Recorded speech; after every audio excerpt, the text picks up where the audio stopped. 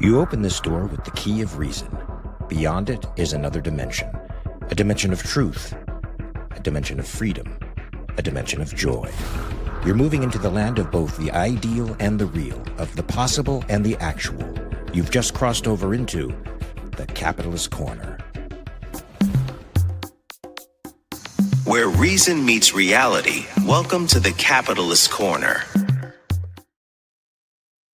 Welcome to the Capitalist Corner, folks. Happy Thursday to everybody out there. I'm your host, Mark Pellegrino, and also the chairman of the American Capitalist Party, along with my co-host and vice chair of the American Capitalist Party, Michael Leibowitz, who's also the host of so many shows. Michael, Rational Egoist, so many shows. Tell us what's going on with your multiple shows this week, if you can. I just wish that I was more tech savvy because the sound is driving me crazy. I've got to figure something out with this before I lose my mind.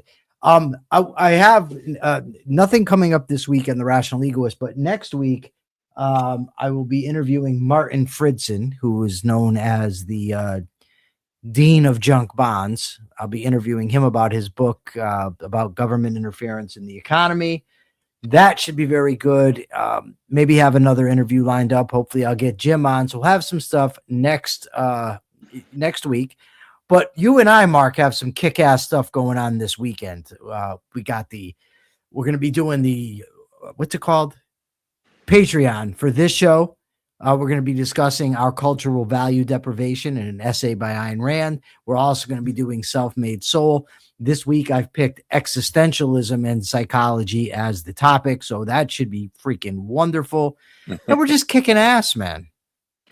We're doing so much. It's like I can't even keep track of everything. What with my normal job as an actor and all that stuff. Michael, don't we have something going on with the super chats and the super stickers? You have some kind of announcement. I wanted you to make it. You're more organized. I could get this volume up. We're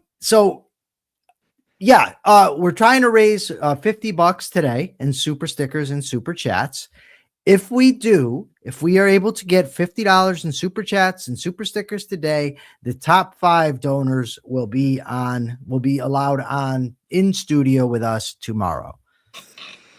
That was, and by the way, I've convinced Mark to do this. Mark does not like crowds, so this is a big deal that we're going to allow 5. Yeah, oof, I don't know. I'll try to. I hope you've shared this already from X, Mark. Yes, I did. Right. I can multitask up to 2 tasks simultaneously, not like so many people I know who can do much more than that. So, Michael, I want to read something from the Free Press that you sent me that is very discouraging. You think we'd know better by now, but we don't seem to. New York City Mayor Zoran Mamdani said the city needs to, quote, tax the richest New Yorkers and most profitable corporations, unquote, to close an unexpected $12 billion budget deficit amid what he called a fiscal crisis. Thank you so much, Jenna. You're always, wow, look at that. For that $20, you're always so generous to us. We really appreciate you, and it looks like you're going to be in the crowd. So this $20 billion unexpected budget deficit in New York amid what he called a financial crisis at the scale that's actually greater than what we saw during the Great Recession, so he says. Mamdani blamed former Mayor Eric Adams for leaving the deficit, accusing the previous administration of gross fiscal mismanagement. Well, what do you think of this, Michael? What do you think of taxing the richest folks in New York and the corporations in New York, who, by the way, already support the infrastructure? Up to, like the richest 1% pay for 40% of that infrastructure, by the way. So what do you think this is going to do? What incentive is this? Well, it's a idiotic economic policy, and it's woefully unjust. You're punishing people for their success. So fuck you. That's the first thing. But you're just going to cause billionaires to leave because, if you price them out, New York. So New York has some sort of built-in incentives for people to stay. Right. I mean, it's the city that never sleeps. There's stuff all over the place. Wall Street's there. So it's people want to be in New York. So maybe they're willing to pay a little extra to be there. But there comes the tipping point where they say, no, I'm out of here. Screw this. You're not going to keep robbing me. They never say we need to cut spending. It's always let's tax some more. Mm-hmm. It's just ludicrous. So this is a $12 billion budget deficit that was unexpected. Come on, man. Everybody knew that New York was operating on a budget deficit. Everybody knew they were in the red. And everybody knows that Mamdani's programs are going to push them further into the red, and that even taxing the wealthiest 1% and corporations is not going to close the gap, even of his spending. It's not going to produce the results that even he wants with the state-run grocery stores, the free metro, faster, more reliable, and free buses. None of that is going to materialize by taxing more people. And if anything, it's like also, Michael, they don't talk about spending less. They also don't act as if people don't respond to incentives. They act as if the billionaires will stay there and the corporations will stay there, like they're locked in and like they can't move and they'll allow themselves to be exploited. That's not going to happen. That exodus is happening in California, where they're proposing a one-time wealth tax on billionaires here in the state of California. Those people are leaving, man, and they're going to go to tax-friendly states like Texas, like Florida, and that's where they're going to set up their business. Nobody says that Silicon Valley has to remain here, and Michael, nobody says that New York City has to be the financial center of the world anymore. If people want to leave, like you said, because the incentives are to leave rather than stay, they're going to do it. Well said. Thank you so much. Well, but there's not really much to add. Sometimes you just take us out. You do a good job. Take us out. Oof. Speaking of bad economic policies, Michael, you sent me something. I have to look it up, but I wanted to get to it since it's in the headline. An article in the Daily Economy. Don't push the policy button. Can you talk a little bit about that? I want to post this article because I really think that the Daily Economy is one of the best publications out there. So the author talks about there's this, the thing they tell little kids, don't press the button, and the kids will always end up pressing the button. Once they're told not to, they can't help but to press the button. So the author of the article talks about how economists will put out all kinds of ideas, but with qualifications, only if, don't do this if, and under these conditions. But the problem is politicians don't go for any of these qualifications. They don't care what the qualifications are. They just see, policy that's going to get me elected. Wonderful. I'll run on this. So, for instance, John Maynard Keynes wrongfully says that, deficit spending during a recession will get you out of the recession. It picks up for the glut of production. But now we just run deficits constantly. So that was one of the examples he gave, and he also dove into public choice theory, referencing James Buchanan, the Nobel Prize winning economist, that the idea that government employees don't run on the same incentives as everybody else is just ludicrous. They want to act in their own interest. They want to benefit themselves. And that's what they're going to do. And the way that they are able to do that is by accruing more and more power, keeping themselves in office, moving up, on committees or whatever once they're in office. And so they promise more and more, and the people out there simply don't have the time to pay attention. I saw something else today where it said that the amount of time it takes to refute bullshit is exponentially greater than the amount of time to spread bullshit. And I think that's absolutely correct. So, the people don't understand these policies aren't actually going to be to their benefit. The politicians get themselves elected. They very rarely take the blame, and that's how it goes. You're right. They're both incentivized by self-interest, but the incentives are different with the private sector than the public sector. The incentive for the public sector is to look for the immediate gratification, the gain in the polls, or to leverage the election, the next election. And the incentives on the side of the private industry are to create value for long-term gain. And so their desire to satisfy their self-interests are incompatible with each other. And the guy in the public sector in politics who wants to increase his power does so at the expense of the private sector. And so you'd think that would be a lesson to us, that to the people, Michael, that maybe it's time for us to jettison this spoil system democracy that we're in, because ultimately the politicians are appealing to people that want stuff. They just want stuff for free. They want to be the beneficiaries of something, but not have to pay for it or work for it. You know, Ian Gilmore, just want to say, says people have been saying that about San Francisco for a long time, but it hasn't really happened. Ian says that people have not left San Francisco. I don't know if that's true. Maybe Persephone can find that out. Has San Francisco seen an exodus of the wealthy? I think that's what Ian's referring to. Yeah. So also Austrians have been saying for a long time that, you know, we can kick off hyperinflation with some of the monetary policies that we pursue, and that hasn't happened yet. There's a lot of things that I think people foresee gloom and doom, but there are these unforeseen complications in the context that make things not quite work out the way we say they are. I mean, San Francisco is certainly falling down the hellhole, and lots of people are exiting. There will, like Michael said with respect to New York, become a tipping point where the incentives to stay are no longer more than the incentives to leave. And the question is, when will we reach that point in San Francisco? When will we reach that point in New York? Well, if it's up to the political class, you know, they're going to keep pushing the boundaries until we find out for sure when that's going to happen. I mean, there's a lot of incentives to live in San Francisco, like the incentives there are to be in New York, the center of certain industries. There's lots of stuff that you're beck and call in a city. But look, I mean, even billionaires have a limit, you know, and startup companies that are ambitious and think they're there for, you know, the purpose of integrating their business with other businesses, and there's going to be a time when they reach their limit as well. We just don't know what it is yet. We haven't found it, but it's there.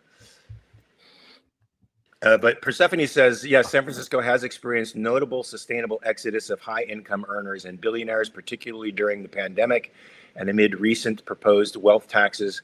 Between 2019 and 2021, the metro area saw a significant drop in median household income and a net loss of billions in taxable income. There you go. So okay, and Jim says that Tesla, Oracle, Hewlett Packard Enterprise, Charles Schwab, Palantir Tech, Chevron, and AECOM have left Cali. I Like Numbers wants to know, what's your, meaning me, and Jim's strategy for not using objectivist? Is it supposed to make people improperly using it reconsider what they're doing? I think what you're asking really is the goal, not the strategy. Stay tuned. That's about what I'm going to say about it right now. I Like Numbers. Thank you for that $5. Thank you for the $5. Yes. So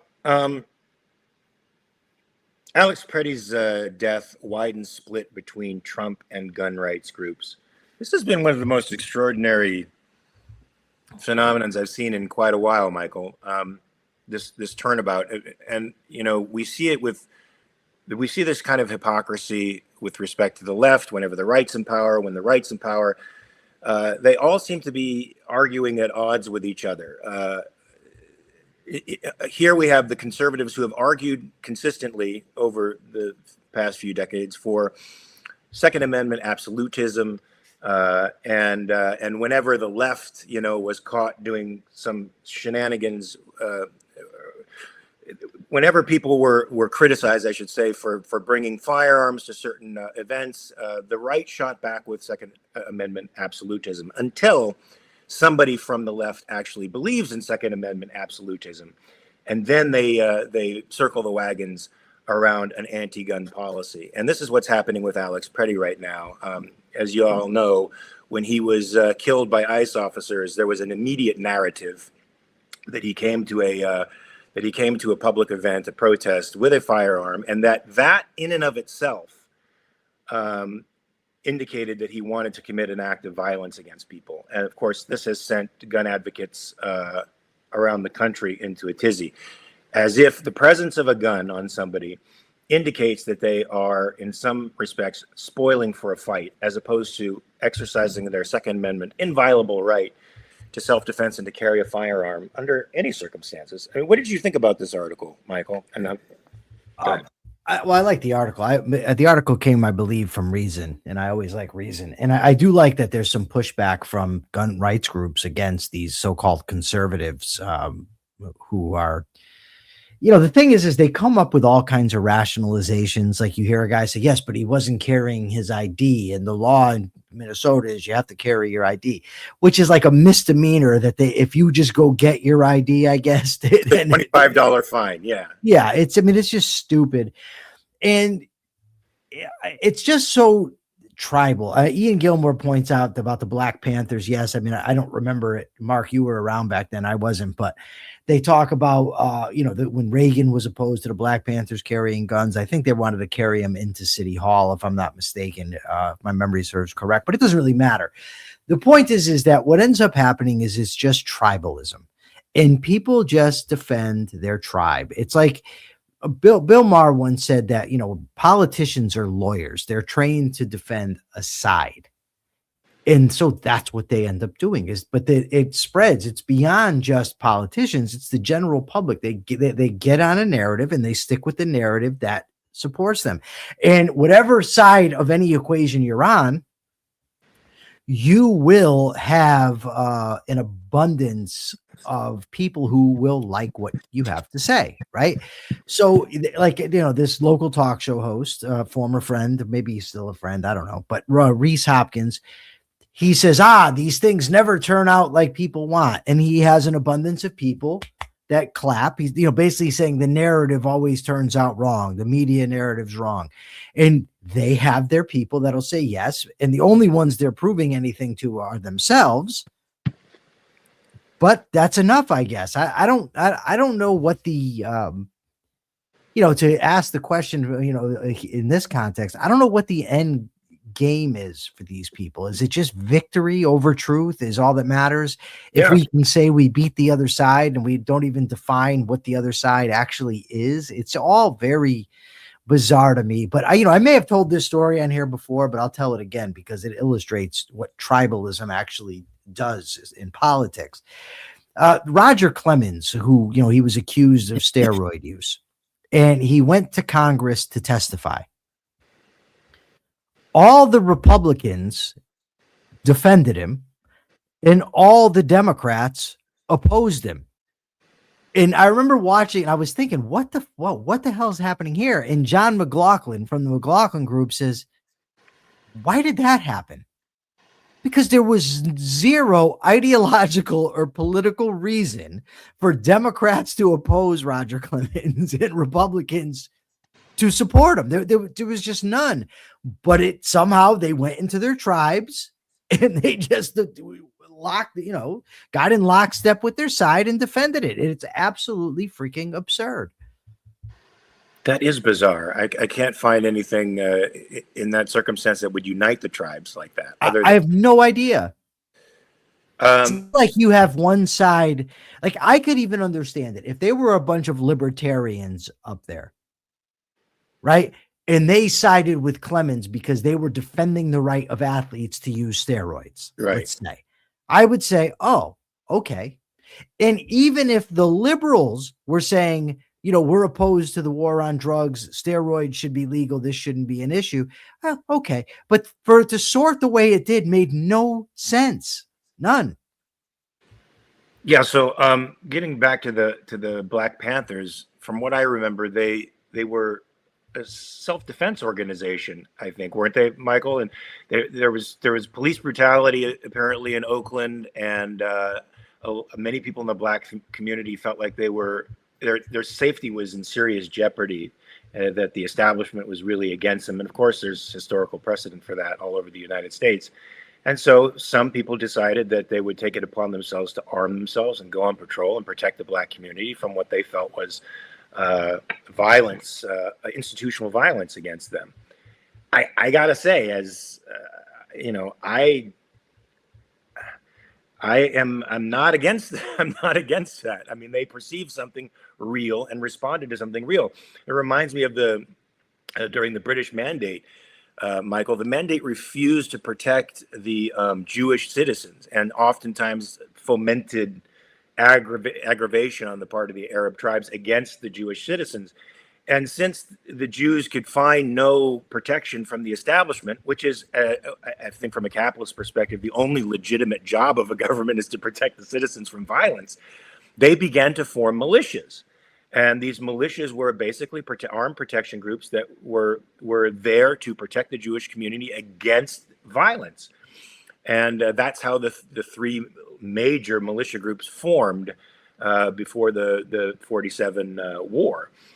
It was to protect Jewish citizens when the government was not doing its job. And I can't find anything morally against that, Michael, unless you can. I think you I think that it get a lot, they were, I believe, a left-wing group. If I'm not mistaken, there was a lot of Marxists, Eldridge Cleaver was a huge Marxist. Yeah. And he was a criminal. But Eldridge Cleaver become a Republican later on, if I'm not mistaken?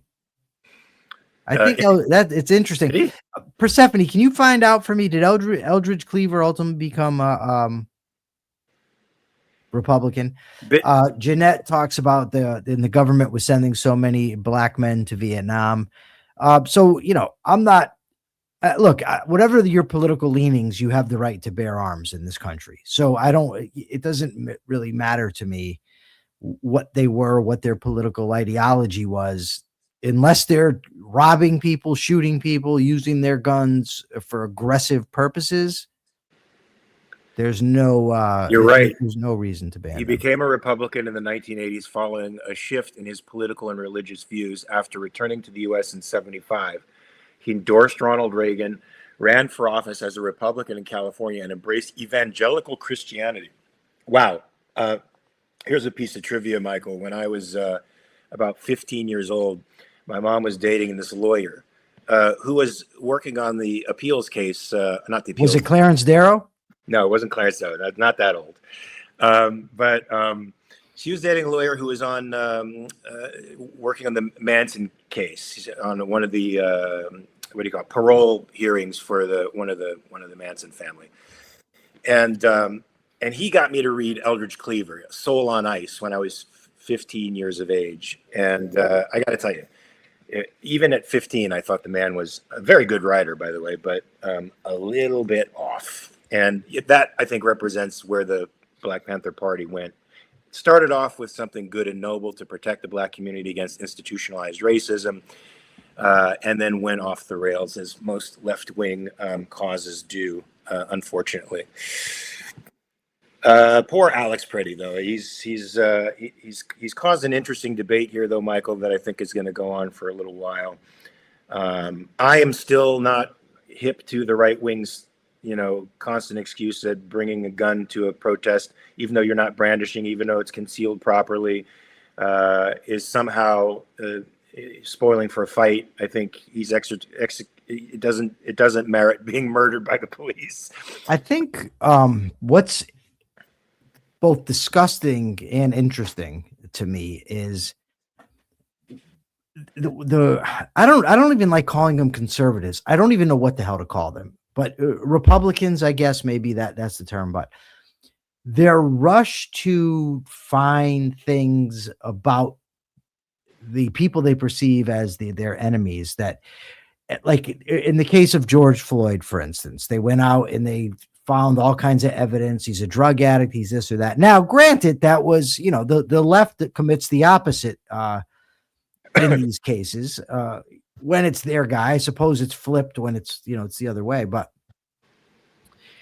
so, George Floyd was a drug addict. He was this, he was that. And then in the case of this woman, Renee Good was her name. They actually fabricated stuff about her, They did the same thing with Alex. Well, he was, from what I could gather, a few days before, he in a thing with ICE, spit at him, kicked their taillight out. Now he could have been taken to jail just for that. Fine, but it's all also totally irrelevant. Totally. George Floyd being a drug addict and a criminal with 1,000 felony offenses wouldn't matter. It doesn't justify what Derek Chauvin did. Renee Good, whether she was a good mom or not, is irrelevant to the case at hand. And this guy, whether he behaved indecently a week before or not, whether he's a complete douche canoe or not, is all entirely irrelevant to whether the shooting was justified. Absolutely. But they always bring in the smoke and mirrors, all the bullshit to try to conflate the issue. The bottom line is this: regardless, even if you think that this was a justified shooting, right? Your government lied to you when they said he approached them with a gun and that he is a domestic terrorist. They lied to you when they said the lady was a domestic terrorist. That should be revolting to every American. And the thank fact God. that these ass kissers who talk about how don't tread on me in America, all that shit, you would be the first fucking ones tipping off the redcoats. The first ones. You're not the rebels you think you are. Not even close. They're not. They're not. They're just in power and they like it and they want to maintain that power. Michael, you know, when somebody brings a gun anywhere, a cop always brings lethal force to every conflict they have because they have a gun on them. That gun can be taken from them. They have to be extra conscientious that they have a firearm and that any confrontation they have with another person can turn lethal. It seemed to me that Alex Pretti, far from what everybody or what the right claims, was aware of the fact that he had a lethal weapon on him and was conscientious of it. He never brandished that weapon when he was most threatened, when he could have brandished it and never did. However, when 7 cops are on top of him, 3 or 4 of them draw their firearms. When they're already on top of him, now people will say it's Monday morning quarterbacking. We can't tell what's going on in the melee. People are confused. Look, that's not the time to draw your firearm because now you're taking the confrontation from physical to lethal automatically. So once you draw that firearm, you have to have one intent. And this comes from a person who has had to draw a firearm on a person. And I understood that the second I drew that firearm on it, leveled my sights on his chest, that I would have to use lethal force. I would have to use it if he did not comply. And because the gun is out. The gun is out. So, and the fact that they were doing it in the middle of a physical confrontation when there's confusion and the potentiality for something to go badly wrong just tells me that they're not well trained. I mean, even they should be versed in Gracie Combatives, which is a jiu-jitsu program that's going around through law enforcement. I don't think that anybody should be carrying a firearm out there in the streets unless you are at least versed in Gracie Combatives and or a blue belt or higher in jiu-jitsu, man, because you don't know how to control people. Michael, I know having been in a few tussles myself, being a bouncer in my youth, I understand how crazy and hard it is to control people, but jiu-jitsu enables you to control situations like that without using 17 guys to jump on a dude. Look, there's some legitimacy when people talk about the Monday morning quarterbacking. Sure. But let me just say this. I've had this argument with cops in the past where they say, well, when you're in that situation and the adrenaline's pumping and the guy is pissing you off, you get angry and maybe you hit him, no, you can't on one hand claim that you're these superheroes, right? With the best training and you're there to keep everybody safe. And then on the other hand, say, but when you get mad, it's okay to kick somebody in the teeth. No, I'm sorry. No, you're supposed to be trained to operate under those circumstances. If you can't, find another line of work. It reminds me of the school teachers. You ever hear the argument some school teachers make about, they're teaching in the inner city, the parents that, you can't teach the kids anything because the parents, they're not being reinforced at home. Look, I get it's a challenge, but if you're unable to teach the kid because of that, then you shouldn't be in that line of work. What are you getting paid for? Right. And, Michael, for a police officer or a law enforcement officer, in this case, I can't even call these guys either. But there's more restraints on them. They have more rules to follow when they are engaged with the public than you or I would. So they are under more of an obligation in the name of public safety to be extra conscientious and careful about the way in which they approach people and the way in which they do things. And this case with Alex it's just overflowing with total and complete unprofessionalism. I mean, the thing that kicked this off, Michael, was that An ICE officer shoved a woman to the ground. A woman to the ground. And Alex went to defend her, just to place his body between them and her, because this ICE officer was persistently attacking this woman. And when he got between her, not with his hands like this, incidentally, saying, okay, okay, okay, they pepper sprayed him. Now, from the very beginning, Michael, this is an escalation of force from what's necessary, from the very beginning. Now, if you're under pressure because people are screaming at you, they're calling you names, and they're blowing whistles, and it's loud and it's irritating to you, and you can't contain that shit around the public, you do not deserve to be in the job. As Michael said, don't be a law enforcement officer. Just don't. You don't have the mental capacity for it.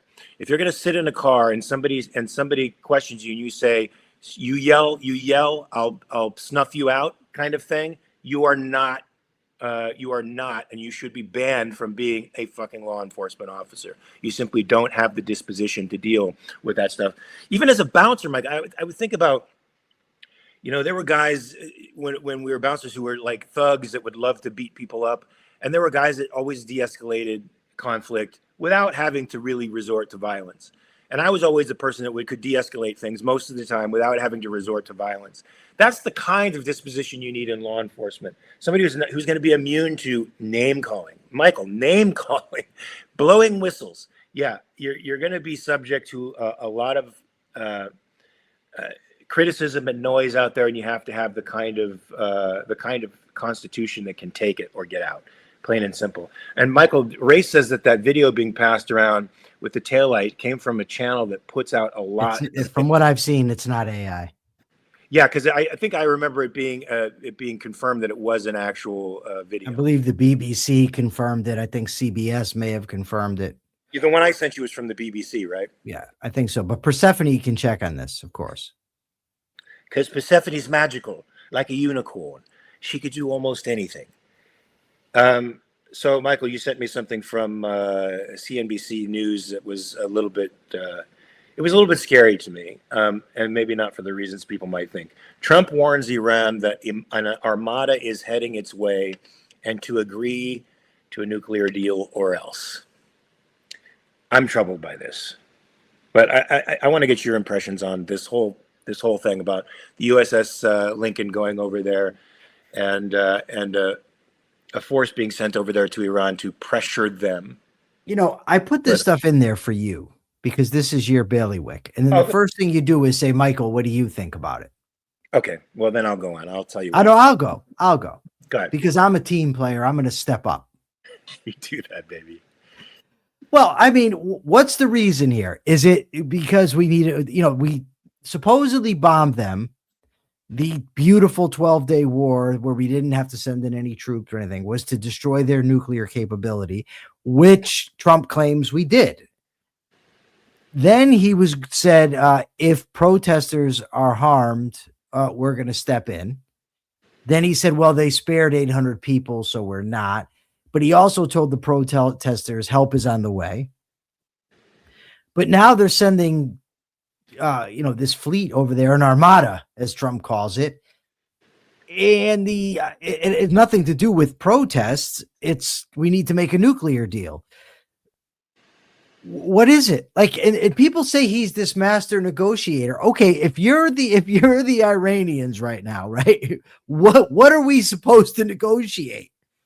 Right? Are we going to negotiate protesters can't be harmed? Do the protesters need to win? Is it a nuclear program that even if we agree to it, we're really not going to stick to it anyway? I just don't get it. And by the way, for those who argued that, well, you couldn't go to Congress with Venezuela because it was, an immediate thing. Well, this is like you're giving them so many warnings about what's coming. If you can do all that, you can go to Congress. Yeah. So this reminds me, Michael, of Venezuela in this sense. I don't know if you remember what was going on social media at the time that Maduro was taken out, but a lot of Venezuelan expats were were rah-rahing the United States. They were so happy that this happened, that this dictator had been overthrown by the United States government. They fully expected regime change. Thousands of these people were on social media, extolling American action and for liberating the Venezuelan people. But what did the Trump administration allow to happen? They allowed a court-appointed Vice President Rodriguez to come up and take Maduro's place. She is a communist that was under the prior administration, worked in intelligence, and was probably responsible for a lot of counterinsurgency and probably imprisoning and murdering a lot of people. So she's a terrible human being. She is now the front person for the Venezuelan government. I can't imagine Venezuelan expats living anywhere in the world thinking this is a remotely positive thing. Today, I heard Trump say on the news that American companies are about to go over there. We've got the oil under control, and we're friends with the administration. The administration is cooperative. We're going to send American people over there. You'll be safe. The administration is great. The administration, which is just the Maduro administration all over again. So he's Maduro. Sans Maduro, but with equally, if not worse, people in power. He's willing to work with them. Now, imagine how disheartening this must be to Iranians who took Trump's message seriously, to go out in the streets and continue protesting. They go out there, they're murdered to the tune of somewhere in the neighborhood of upwards of potentially 30 or 40,000 human beings being murdered by the regime. But they're doing it anyway because they think the Trump administration is going to protect them somehow. It's going to step in and save the day. And what? Shift the regime from the mullahs to what they want, which is the reestablishment of the monarchy. Instead, Trump says he wants a nuclear deal, and he's ready to deal with the mullahs. Michael, the mullahs who have literally held the world's balls in the palm of their hand, have been tormenting and torturing and murdering people abroad for decades. This is a toxic regime. He's just expressed his willingness to work with them. This is what drives me nuts about this guy. Yeah, I just want to be clear. The mullahs have never held my balls on any occasion. This has never occurred. You don't know what you're missing. I don't know what I'm missing. Never mind. Go ahead. I don't know how to go forward from that. Just to let everyone know, we got a little less than 23 minutes to go. We're halfway to our $50 goal, $25 more, and the 5 top donors from the show will be welcomed on this in the studio tomorrow with us, and me, Mark, and Mark's mustache. But anyways, so right now the Iranians are thinking to themselves, wow, this fucking Trump really, abandoned us. The United States really let us down. Meanwhile, the Kurds all around the place are saying, yeah, hold my beer. Because they know exactly what it's like. Yeah. For any of these groups to trust what an American president tells them or the American government says, you got to be out of your mind. With the amount of times that the American government has let people down, it's insanity. So, this to me is just more evidence in my favor for why we don't want to support military interventions, especially not when Trump is at the helm, because he's simply undependable. We do not know what he's going to do. We don't even know what he's after. I don't even know if he knows what he's after. I mean, he's uniquely inarticulate, but the Americans have been very lukewarm in keeping up any of their promises throughout a lot of history. That includes with Israel. So the fact that Israel calls us our greatest ally and we call them our greatest ally after so many betrayals of Israel on the American side is amazing to me. Gary Menard says, all we can constantly hear from the administration is how frequently ICE agents fear for their lives. Maybe courage should have been a higher requirement. Indeed, if you're going to go into that line of work, you should have a little bit of intestinal fortitude. The Iranian people should quit dicking around and take the mullahs alive into their own hands. Be like the French. Get out the people's razor. That's a great sentiment. I don't know that they have the capacity to do that. I mean, they are facing an army and they have no weapons at all. Madame la Guillotine. They're going to break it out. Although I would prefer something a little less humane for the mullahs, since they've tormented the world for decades. So Ian Gilmore wants us to get to the Georgia election office raid. Michael, where do you see him? Oh, okay, up there. All right. Yeah. So I think we should probably get to that. And if you could lead that one, because it was under a paywall. So I wanted just to. Well, they're sending federal agents down to Fulton County, Georgia, to confiscate voter rolls or whatever, because they're investigating the 2020 election.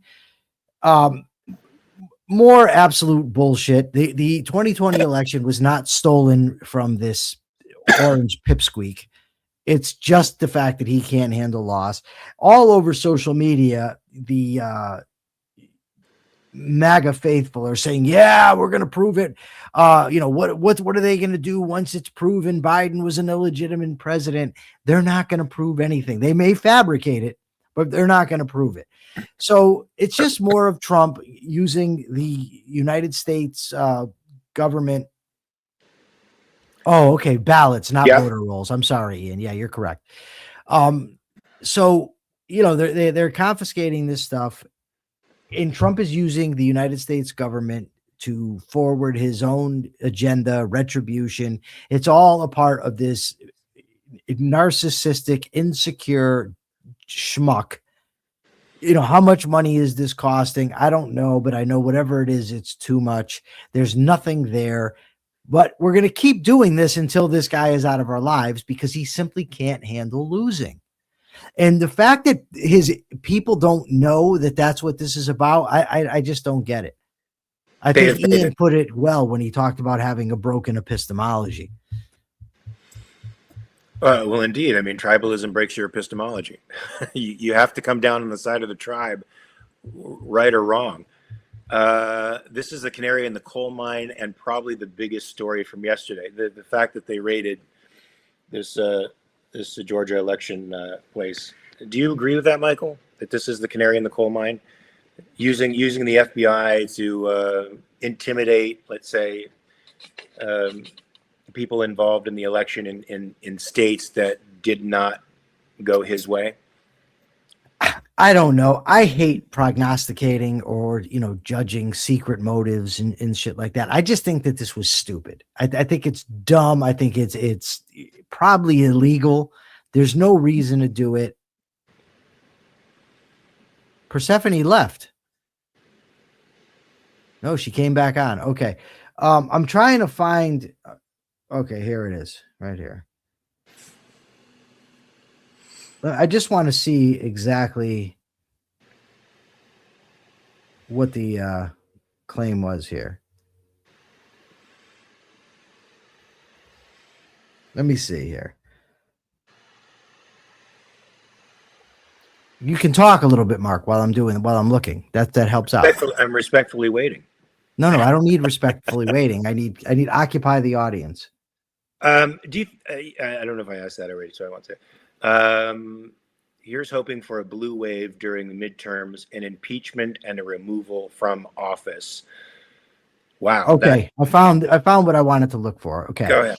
It says Fulton County Commissioner Mo Ivory, standing outside the center Wednesday, told reporters that FBI agents, were inside collecting 700 boxes of ballots and called the search an assault on voters.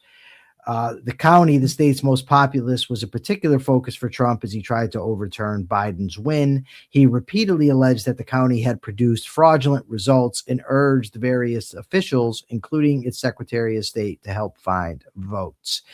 So, yeah, they're down there. It said that they're getting various records, but then they said they're also there to get ballots. It's just absurd, and why? We're supposed to have a secret ballot in this country.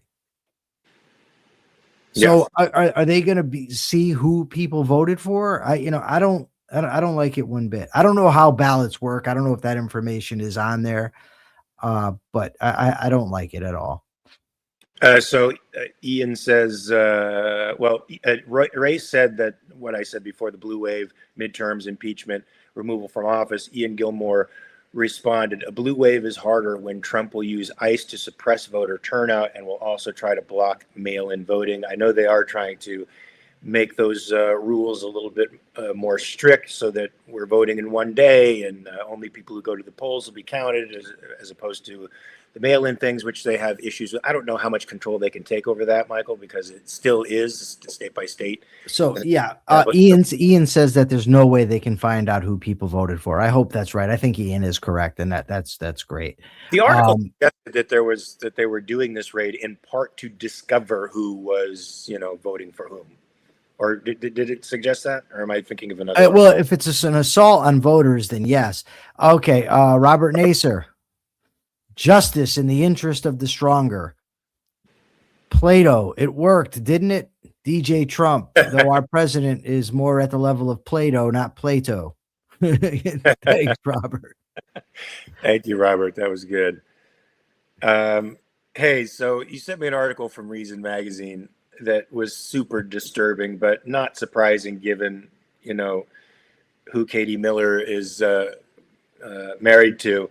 Katie Miller thinks classical liberalism is woke leftism. Well, who's she married to? You can't just throw that out there. Miller. She's married to Stephen Miller, the deputy chief of staff for Trump, who is literally, what would you call Stephen Miller? I think the Nazi asides are potentially overblown, but dick. I would just call him a dick. He is a dick. But is he He's a Goebbels? Is he a Goebbels type, or is he a Goring type? I mean, he's like Trump's right-hand man, and he articulates this vision of nationalism that's just repugnant to anybody who loves liberty. And he's just such a repulsive character.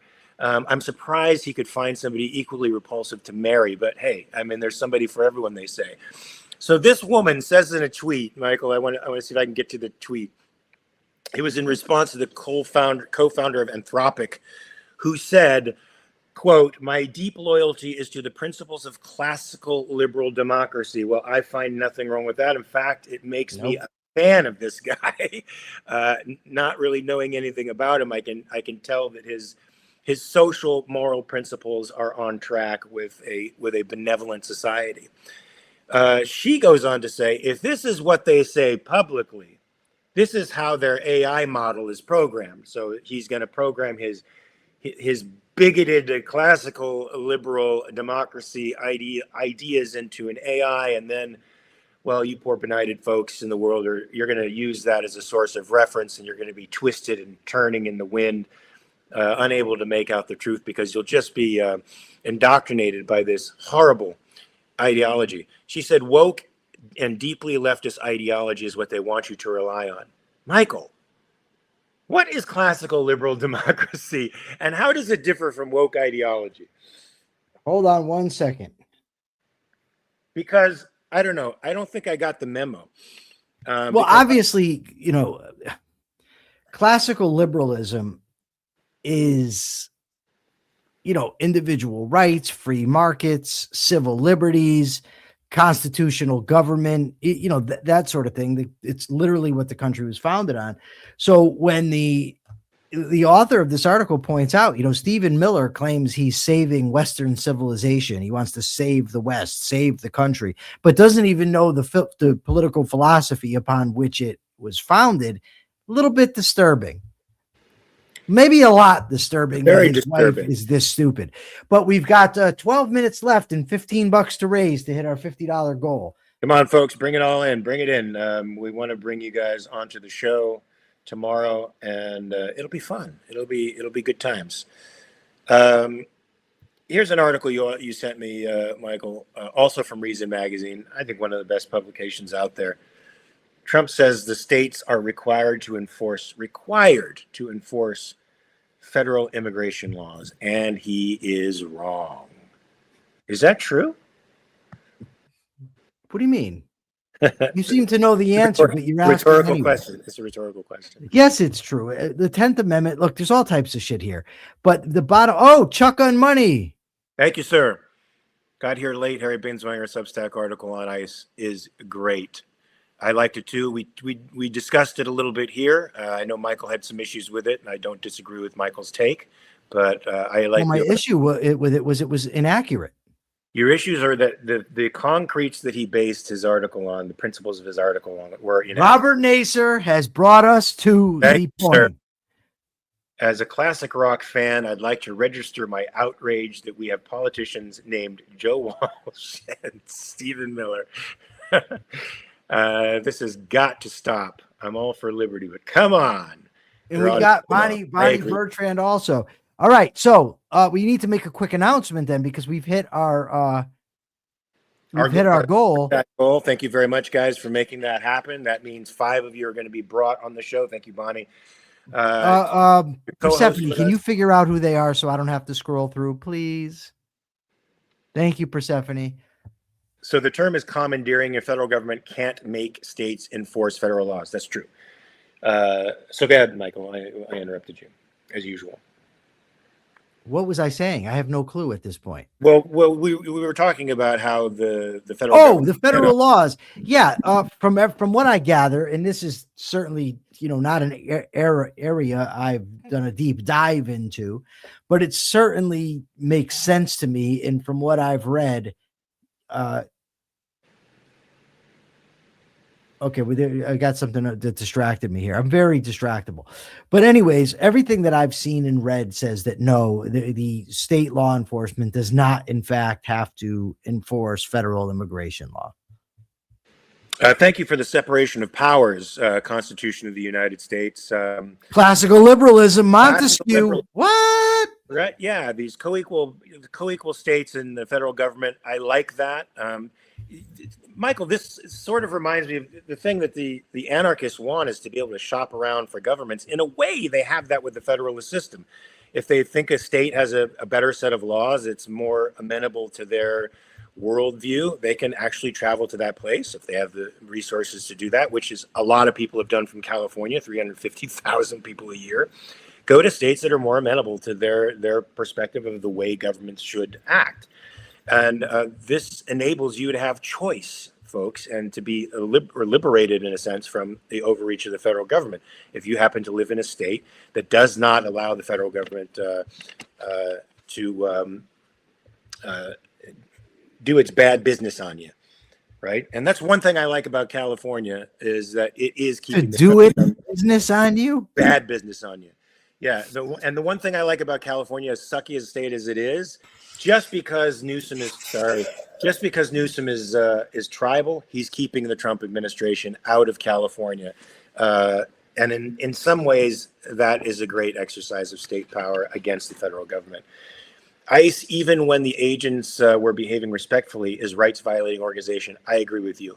All they do is restrict all things foreign, both people and property. I agree with you. That's how is that not xenophobic? Look, in principle, I agree with you, and I think I wish the rest of the right would see that people have a individual right to the freedom of movement. A peaceful person should not be stopped from improving his station.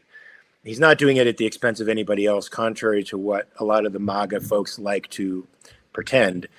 An immigrant comes here, and if he works and supports himself, he is contributing to the community. He's adding value. There's no reason in the world that he should be deported simply for the fact that he came here to better his station in life. That's what America is about. That's one of the greatest stories behind America and its success. And the Republicans are now crushing that with their xenophobia. ICE is at the Super Bowl becoming a big issue. There's ICE at the Super Bowl? ICE is going to be at the Super Bowl? I guess. I mean, you're looking at me. I didn't send them there. Come on. Oh my God. Come on, man. What do we got? We got anything else in the queue? We do, I think. Let me just check here. We do have the fiscal trends in Trump's first year. An article written by the Independent. Riveting. Well, it just goes into the failed, or does this the one that goes into the failed stuff? Yes, this was the one that talks about DOGE and the tariff policies. Yeah, basically the fiscal trajectory of this country is not good. That there were a slight reduction in the size of the overspending that they do. They're still overspending, but it's a little bit less than normal. Race will be on the show tomorrow because he is one of the top 5. So now I forgot what I was going to say. Oh, the overspending has slowed a little, but the problem is a lot of that can just be attributed to the fact that there was the government shutdown, and now with them wanting to, more military spending, probably not going to work out that way. So no, I think That's we're on true. track spending more, increased spending. So the stuff that Trump basically campaigned on, Michael. I mean, his two big areas that enabled him to win were immigration and the economy. And generally speaking, the population thinks that, I don't know why, but that the Republicans will somehow be better on the economy than the Democrats. I think it's because they posture as free market folks, and when they're really not. But Trump has proven to us that he is a big spending Democrat. And worse, he's a guy without principles. So he's not even a Democrat. He's just a power hungry dude who wants to spend money in whatever way will nakedly enable him to keep power. So he's not even hiding it, Michael. It's not even like he's pretending that it's for an ideological or ideal cause. The real question is, for Donald Trump and Stephen Miller, are they micro penis guys? Yes.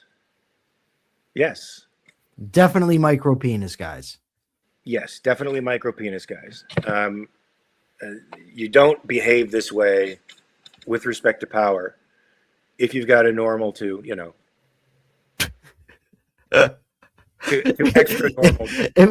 If you're normal to Liam Neeson, so normal to Neeson, you don't need this. Correct. Monday is Groundhog Day. Yes, Monday is also Ayn Rand's birthday, and it's also my friend Carlos's birthday. Happy birthday, Ayn Rand and Carlos. I will be on a jet to Toronto on that day. So you're skipping out on us on Monday, basically. Skipping out on Monday. I have to go to work. Got to keep the lights on and put bread and onions on the table, my friend. So let's do the capitalist thought of the day. You've got to. Well, Persephone made this face. She's absolutely disgusted by this comment, but I think it's kind of funny, so I'm going to share it. Race Jacobson says, if they crossed swords, would it really be more like crossing needles? Well, here's the thing. I don't think they would be able to cross them. Oh, no. They wouldn't be able to reach. It would be like this. It would be like two thumbs seeking a union. Two thumbs. It'd be more like thumb wrestling? Yeah, thumb wrestling, yeah. There you go. There we go. That doesn't... Oh, this is for out of context. So it's like the stolen nose version of the thumbs. You know, when you tell the kid, I got your nose? Yes. I used to fall for that. I still fall for that. Huh? Nothing. Did you say you still fall for that? Okay. I do. What is the capitalist thought of the day? What can it be? The capitalist thought of the day is simply be an individual. We are all individuals in this world. We must think for ourselves, act for ourselves, and do the best that we can for ourselves to make the most out of our lives. You should be numero uno in your own life. You should be the most important person to you. You have a right to be happy. You have a right to act in your own best interest. That, of course, doesn't preclude friendship or relationships. It is absolutely in our interest to have productive, good quality relationships.